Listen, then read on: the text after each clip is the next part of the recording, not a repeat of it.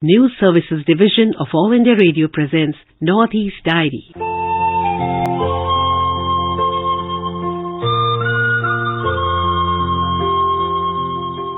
Good evening. Welcome to this edition of Northeast Diary. Here, we bring you the latest developments from India's unexplored Northeast region.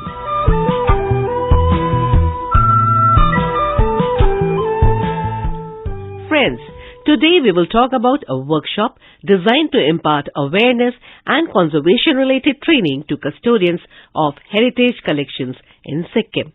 We will also go over to Mizoram, which is getting ready to hold the prestigious G20 business meeting in Aizawl next month. At the very onset, let us go over to Tripura. With the approaching state assembly elections in Tripura on 16th of this month, in order to encourage voters' participation, the Election Commission will set up 4 types of model polling stations. More on this report from our Agartala correspondent. Enthusiastic involvement of people in the election process is seen as a welcoming move in a democratic system like India. The Election Commission on time-to-time basis has been making efforts to ensure large number of voters' participation in the polling. With Tripura Legislative Assembly election just round the corner, the Election Commission has come up with 4 types of model polling stations in the state. One such model polling station is the all-women managed polling station. This time there will be a polling station which will be managed by persons with disabilities. These polling stations will encourage people with disabilities to exercise their right to franchise. Also, there will be polling stations managed by all youth staff. According to the Chief Electoral Officer, this initiative will encourage large number of youth in the polls. He said one of the main reasons to set up all youth managed polling stations is to reverse the apathy among the urban youth which has been witnessed in the past elections. The CEO said all youth managed polling stations will be majorly set up in urban areas. Besides, the 4th model polling station will reflect arts, crafts and the culture of Tripura. This is Sharmila Goswami with Kunal Shinde for Northeast Diary from Agartala.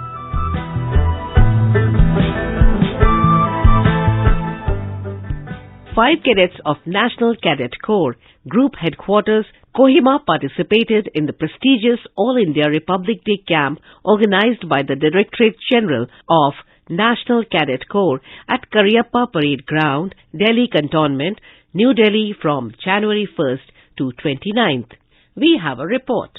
During the month-long All India Republic Day camp, the cadets from Nagaland represented the Northeastern Region Directorate and participated in a large number of activities including cultural competitions, national integrations, awareness programs and institutional training. The contingents from Nagaland comprised of 4 girls cadets from 1 Nagaland NCC Girls Battalion and 1 boy cadet from 24 Independent Nagaland NCC Boys Company.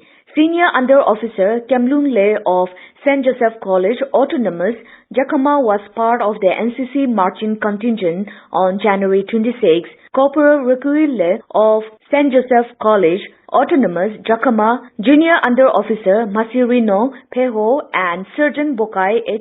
Zimo of Tetso College, Dimapur participated in cultural events and the Prime Minister's rally held at Kairapa Parade Ground. Cadets Tisorjano Gabriel Wicha of Little Flower School, Kohima, the only junior Queen cadet to be selected from NCC Group Headquarters, Kohima for the camp, also participated in various cultural events. For Northeast Diary, Asonyo from Kohima.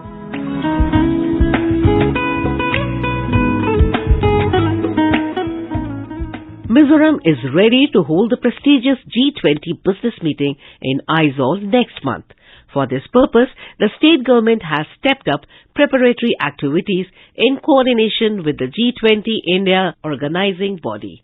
Already, the state G20 core team and subcommittees have mooted out several plans and programs so as to organize the event successfully. So far, different committees on security and traffic, logistics and transport, conference, program and event management, information and publicity, medical, protocol, hospitality, accommodation, reception, aviation, IT and multimedia have prepared their own plans. For more details, let us go to our correspondent from Aizawl. For the first time, the prestigious G20 summit will be held under the presidency of India. In the run-up to the summit to be held in India in September this year, over 200 meetings of the 620 member countries, invitees and organizations have been planned across over 56 cities in the country. So far, about a dozen of cities conducted G20 meetings on different sectors. As part of this plan, Mizoram is going to host a G20 business meeting at Aizawl next month. For this purpose, Chief Coordinator for India's G20 presidency and former Foreign Secretary Harshvardhan Shringla has recently visited the state and held meetings with the state government. In these meetings, Mr. Shringla reviewed the preparedness of the state in organizing the G20 business meeting. In the review meeting, Mr. Shringla stated that 56 countries will host about 215 G20 meetings in the run-up to the summit. He said that for the G20 business or B20 meeting, branding with the use of regional and English languages is very crucial. He emphasized the importance of making the G20 run-up meetings into Jan Bhagidari by organizing cycle and motorcycle rallies. He encouraged the official groups to take this opportunity to transform the state. He cited the examples of Pune, Mumbai, Kolkata, Rajasthan and Manipur as to how they have transformed their cities. Complimenting the state for its beautiful nature and exquisite landscape, Mr. Shringla expressed his hope that the B20 meetings will help promote the state's potential and capabilities. In these meetings, presentations were made on expectations of exclusive issues including branding, showcasing cultural heritage and local goods. Also, the state G20 core team and subcommittees highlighted plans for different components like security and traffic, logistics and transport, conference, program and event management, IT and multimedia. For Northeast Diary, this is Irene from Aizawl. A 10-day workshop on conservation of material heritage of Sikkim, hosted by the Sikkim State Archives and Museum in collaboration with Kolkata Institute of Art Conservation, is being organized at Manan Bhavan in Gangtok. The workshop is designed to impart awareness and conservation-related training to custodians of heritage collections in Sikkim. More on this from our correspondent in Sikkim. The inaugural program for the Workshop on Conservation of Material Heritage of Sikkim was chaired by Secretary of Namgyal Institute of Tibetology, Pema Wangyal Rinzing, last week. Mr. Rinzing appreciated the initiative to help preserve the cultural heritage of Sikkim. He highlighted the challenges of conserving tangible and intangible heritage and informed that the Namgyal Institute of Tibetology's art collection is well preserved since the 1960s. Senior art conservator and academic consultant to the Tata Trust, Anupam Shah, spoke about the need for conservation of cultural heritage and different tools used in the past to achieve materials for future reference. He also spoke about the conservation infrastructure, processes and the long-term protection of Sikkim's cultural heritage. He added that the training program is crucial for trainees working to enhance archive materials. The workshop is supported by the Anamika Kala Sangam Trust, Tata Trust Art Conservation Initiative, and intends to reach out and set up the system for future reference and maintenance of artifacts. It will conclude on 10th February 2023. With Zakat Sarkar, this is Tashoma Bhutia for AIR News Sikkim.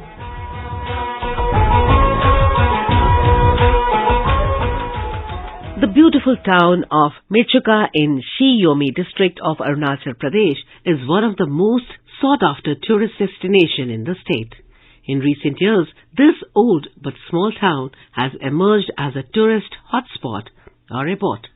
The town Mechuka, or the Mechuka, lies deep inside north-central Arunachal Pradesh near Indo-China border. Mechuka is one of the most sought tourist destinations in the state in the recent times because of its remote location and exquisite natural beauty. The first glimpse of Machuca gives the impression of a place frozen in time, an extensive flatland amidst mountains of brown and green, garlanded by snow-clad peaks on three sides, and Yargapchu River meandering its way over the vast plain dotted with colorful houses.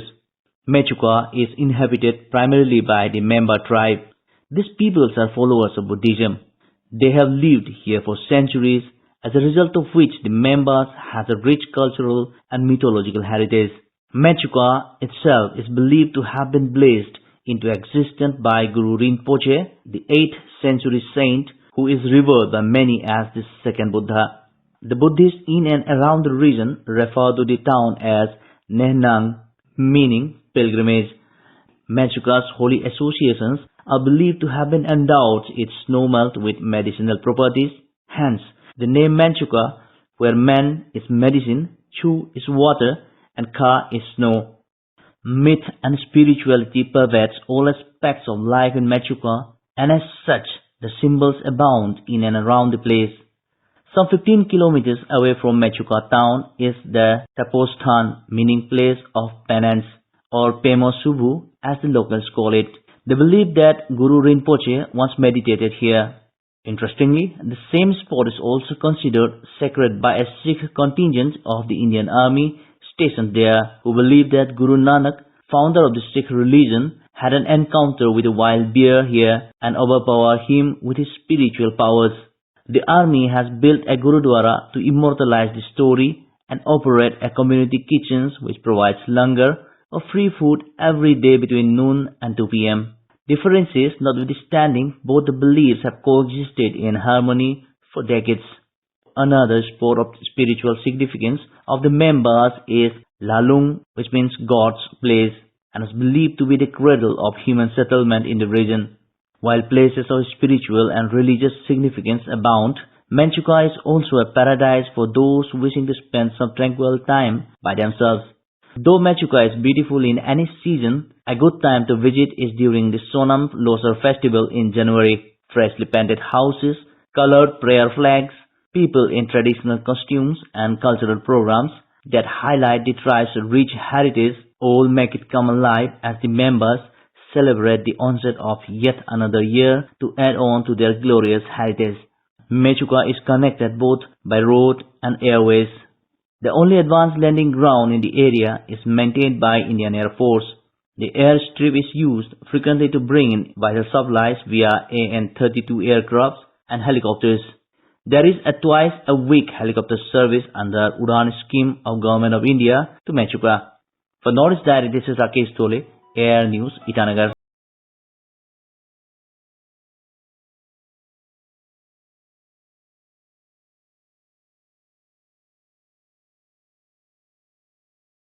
By Prime Minister Narendra Modi, the proposal for celebrating the International Year of Millets 2023 was accepted by the United Nations General Assembly. The Prime Minister has also shared his vision to make the International Year of Millets 2023 a people's movement alongside possession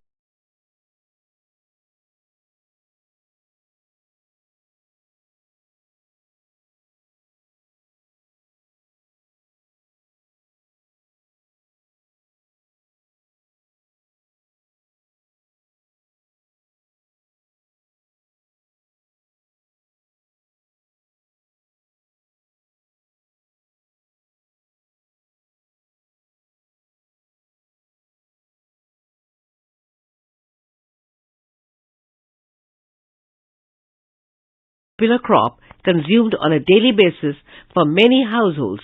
Today, we bring you an interview with the Gangtok-based environmentalist and organic farmer Dr. Ghanshyam Sharma, who shares his perspective on how India would be at the forefront of International Year of Millets 2023 celebrations, Sikkim's potential in millet production and the significance of the celebrations. Talking to him is Diliram Dulal.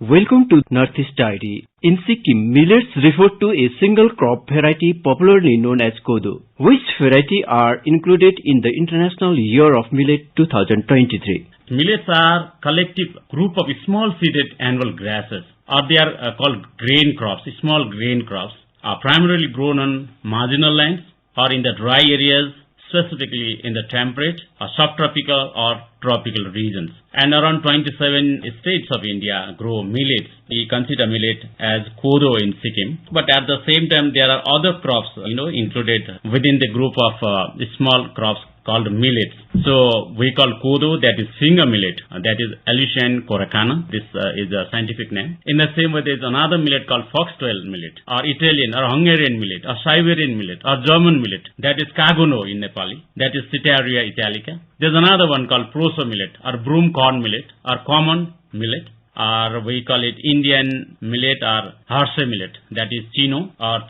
that is Panicum miliaceum. There is another millet called sorghum, that is great millet, Junelo, that is cultivated even in Sikkim. All these are grown in Sikkim as well, in Bhutan, also in Nepal. We call it Juneli Mokai as well, that is sorghum bicolor. There is another one called barnyard millet, Sanwa millet, that is Sama. In fact, this millet grows with rice, and we phase out this Sama or Mallido when we cultivate rice. The scientific name is Echinocloa frumenacea. There is another millet called Bajra or pearl millet, that is Bajra or Ghoge Bajra, that is Pennisetum typhoidis. There is another one called little millet, that is Kutki Sama, Panicum miliare, that kodo millet, that is Dhan kodo or Kodi, Paspalum scrobiculatum. So these are the millets that are grown in India, and many of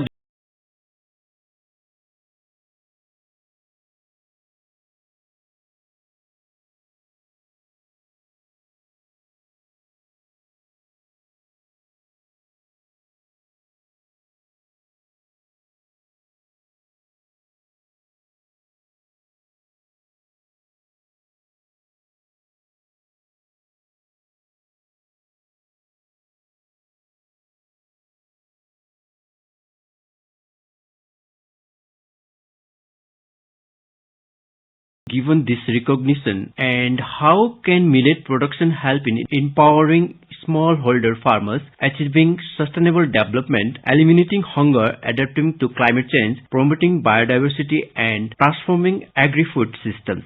To achieve this sustainable goal, the diversity of millets can be one of the areas where the government of India can achieve and complement with the sustainable development goals of the United Nations, number one. Number two, because as I said, diversity of millets are climate resilient crops. They can be grown in any hill areas or mountain areas or in the plains, starting from the tropical areas to subtropical and temperate regions. And number three is the production can be enhanced by applying traditional methods or traditional knowledge systems.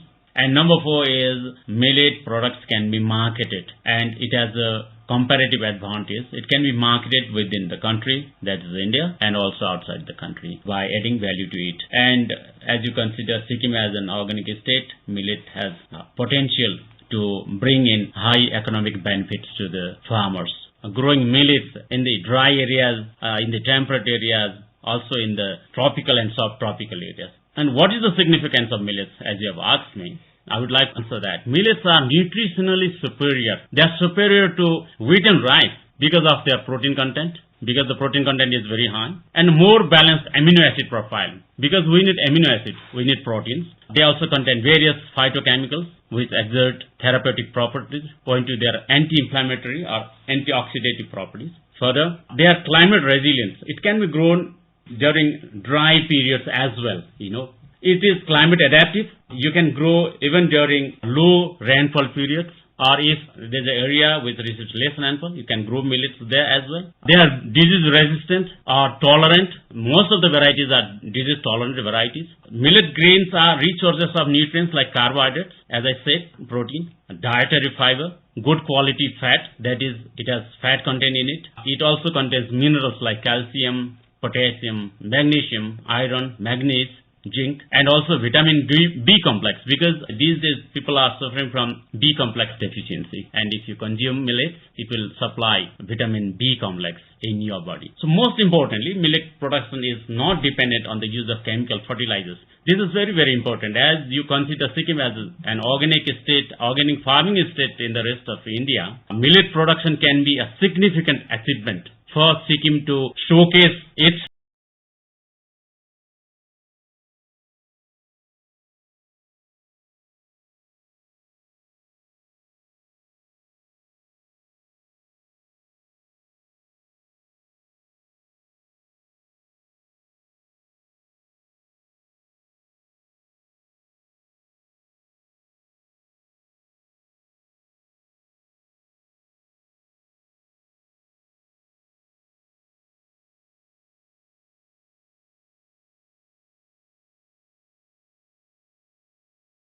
Celebration of International Year of Millet 2023, what is the potential for millet production? India is the largest producer of millets in the world. It produces 173 lakh tons of millets produced in 138 lakh hectare area compared to other countries. In fact, Africa produces more millets. It has the highest area in the world, that is 489 lakh hectares, and it produces 423 lakh tons, because Africa is a continent and India is a country. Then in Asia, the area of millet is 162 lakh hectare and it produces 215.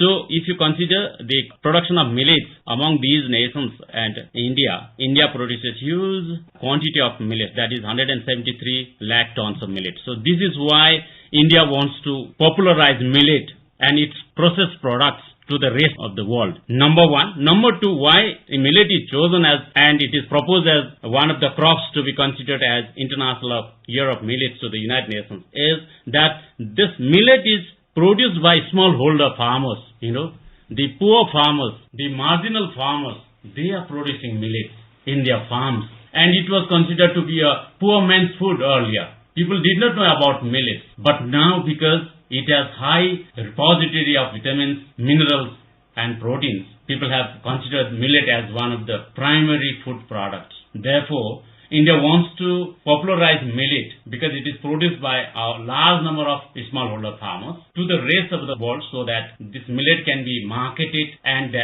economy can be enhanced by selling millet products. In fact, we have very good production if you consider in a per hectare basis. We produce 1239 kg of millet per hectare compared to 1229 kg per hectare of the global average yield. So our yield is also very high. And when we consider climate change as one of the impacts to agriculture farmers, millet can be one of the climate resilient crops. And cultivation of millet can be considered as climate smart agriculture. Ours is a diverse and multi-cultural environment where the diversity of millet can be grown in different areas and different regions.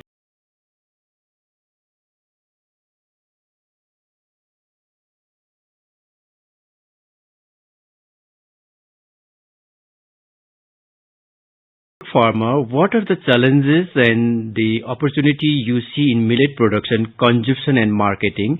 Also tell us about millet products sold by you and their demand. It's a very good question. In fact, there are opportunities everywhere around millet or around millet growing areas. If you consider Sikkim, millets can be grown in starting from the base of Tista River to high altitudes up to Riddhi Vareng or to Lachen and Lachen, a little below Lachen and Lachen, or even in Jongu. Jongu is a hub for millet production. There are opportunities around it. If you value add the product, make packets of millet products, different millet products, and if you want to market it to the rest of the world or to India at large, you can sell millet as an organic product, number one. Millet is not a labor-intensive farming. It's a less labor-intensive farming, because once you sow millet in the farm, you don't have to do anything. You can go to the farm for harvesting. In fact, millets are consumed in the household only. And if there's surplus, we sell it in the market. And even now, if there's no value addition given to it, it does not fetch good amount, So we only produce kodo millet in our farm. But there are areas where junior low millet is, proso millet or barnyard millet is also grown. And there are pseudo millets, we call it, the buckwheats, Tite Fapar and Mithe Fapar. They are also grown everywhere. And but then Fapar has a very good market now. It is popularized. So if you want to ask me how we can develop with the millets production in Sikkim, I think we have to involve the MGNREGA farmers to involve in millet farming. It has to be a mission to produce and to go into traditional farming and continue with organic farming, taking millets or the diversity of millets and underutilized crops as important climate resilient crops for production.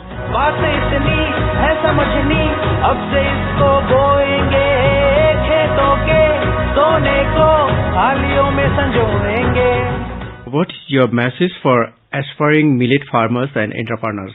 What I would like to request the farmers is that let us start growing millets in our farm, because as I said, it is climate resilient. It can be grown even in low rainfall periods, or it can be grown in low soil fertility conditions or low soil moisture farms.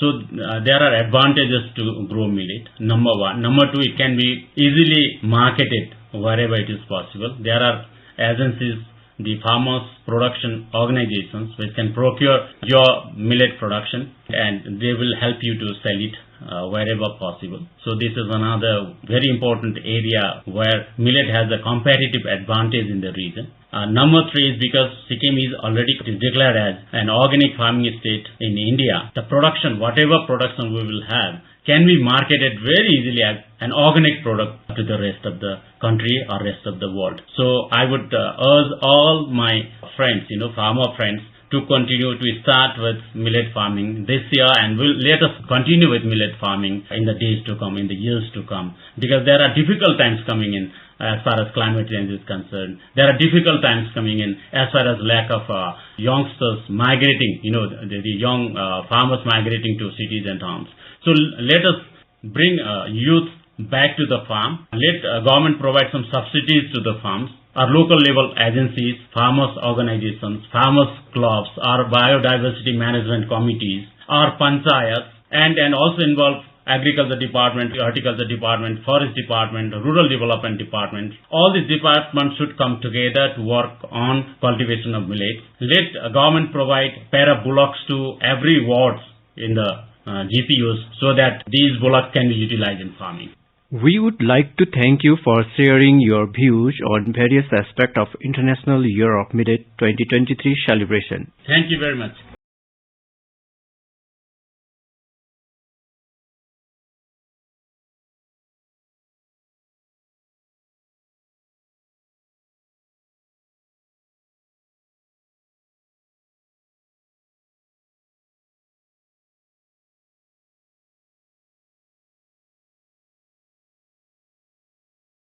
Interview with Dr. Ghanshyam Sharma, Gangtok-based environmentalist and organic farmer. Talking to him was Diliram Dulal.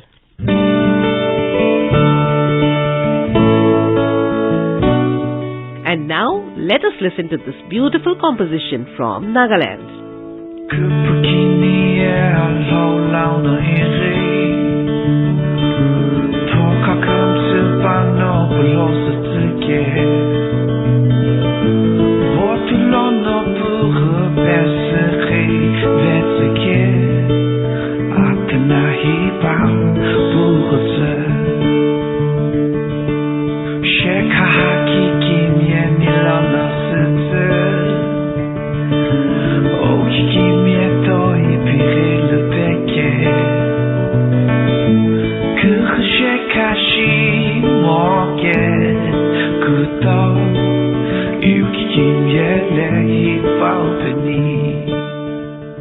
With that, we come to the end of this edition of Northeast Diary. Do join us next week to hear more stories from this enchanting part of India. Bye-bye. About